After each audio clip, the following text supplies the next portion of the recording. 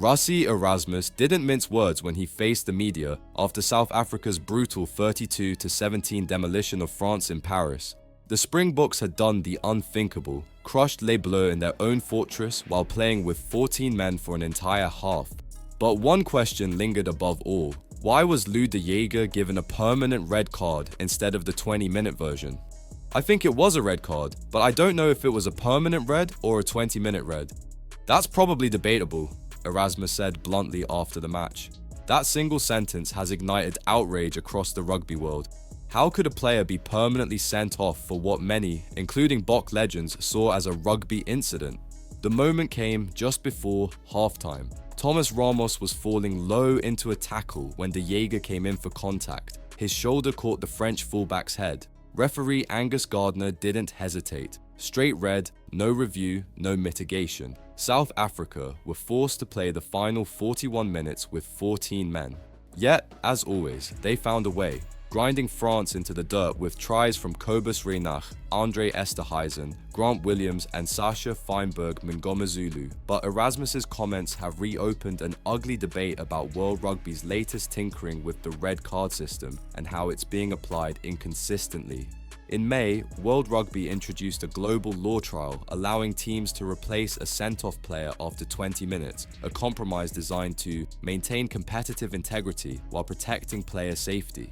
The rule was clear: a player committing reckless but unintentional foul play could be replaced after 20 minutes. However, if the act was deliberate, highly dangerous, or always illegal, it would still count as a permanent red card. So where does that leave de Jager? According to Gardner, his decision was dictated by a quiet change to the process that took place after the July internationals. The tweak, never publicly announced, reclassified certain tackles as always illegal actions with a high degree of danger. Meaning, even if the contact wasn't intentional, if the tackler failed to wrap or led with a tucked arm, mitigation no longer applied. That's why de Jager was gone for good. In a World Rugby Explainer posted on X, Gardner defined the difference between the two reds. Differences between the permanent red card and the 20-minute red card. The permanent red card is your act of thuggery. It's the dirty act that we see in the game, and it's the first few that the referee would be referred to, and that player's removed for the game. The 20-minute red card is as a result of a yellow card and an off-field review, and the 20-minute red card is an upgrade decision made by the foul play review officer. That player has been red carded, and then for the next 20 minutes, the team must play with 14 players. After the 20 minutes expires, they can use a new player to come back onto the pitch.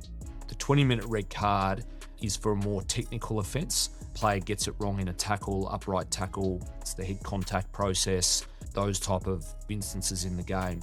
And the foul play review officer is the person that makes a decision on whether the off-field review and yellow card is upgraded to 20 minutes. One thing to note is that the foul play review officer cannot upgrade to a permanent red card. That must be done by the referee on the pitch. But his phrasing, act of thuggery, has enraged many, including former players and fans, who say de Jager's tackle was nothing of the sort. Skulkberger already blasted the call live on Supersport. It's just a rugby incident. Straight red? I can't agree with that. Even Erasmus hinted at frustration, careful not to attack the officials directly, but clearly skeptical of how the law was applied.